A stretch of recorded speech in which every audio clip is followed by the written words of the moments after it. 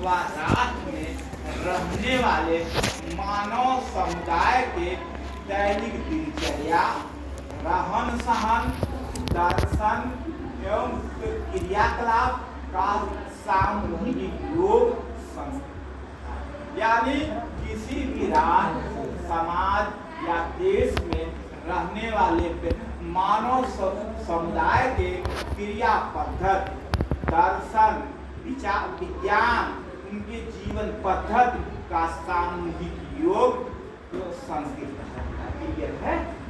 यानी संस्कृत को कैसे किसी भी राष्ट्र, समाज अथवा देश में रहने वाले इंसान या मानव के दैनिक क्रियाकलाप, दर्शन, जीवन पद्धति और उनके व्यवहार को ही संस्कृत है।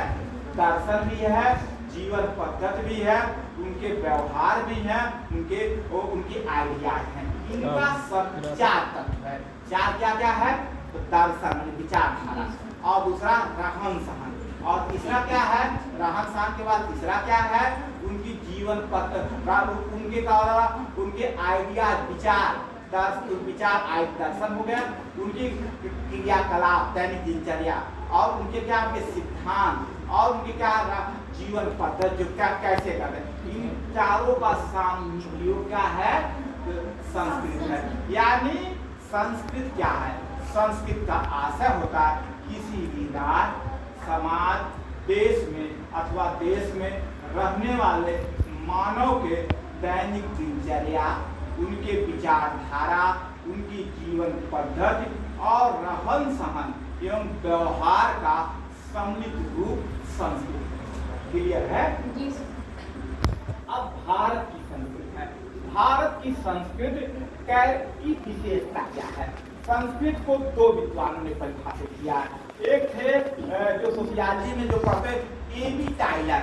ए.बी. टाइलर एक बड़ा विद्वान था। टाइलर कहता है संस्कृत जटिल समग्रता को कहा जाता है।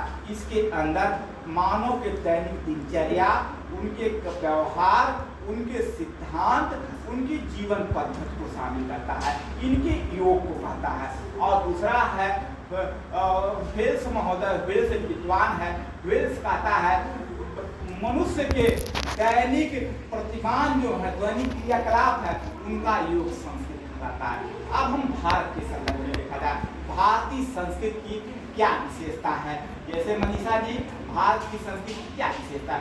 पहली विशेषता है प्राचीनता। क्या विशेषता है? प्राचीनता।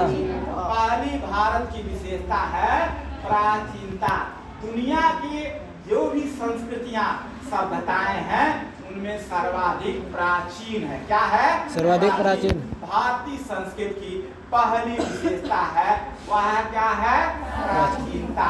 यानी भारत की संस्कृति 4,500 वर्ष पुरानी है। कितनी पुरानी है? 4,500 वर्ष। क्यों पूर्णिमा जी, कितनी पुरानी है? 4,500 वर्ष।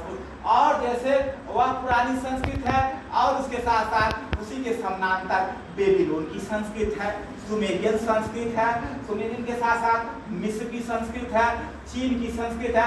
यानी भारत की संस्कृत दुनिया की सर्वाधिक प्राचीनतम संस्कृतियों में एक है, जो आज भी किसी न किसी रूप में जीवित है, जबकि दुनिया की अन्य संस्कृतियां विलुप्त हो चुकी है। यह पहली विशेषता है, प्राचीनता।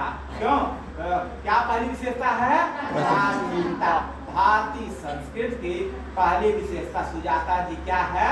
प्राचीनता। क्या है? प्राचीनता। भारत की संस्कृति कितनी पुरानी है? 4,500 वर्ष। और इसकी और दुनिया के अन्य संस्कृतियां क्या थी? पतित हो चुकी, जबकि भारत की संस्कृति किसी किसी रूप में जीवित है। क्लियर है? दूसरी विशेषता क्या है? दूसरी बड़ी विशेषता भारतीय संस्कृति की है, वह है वह क्या है?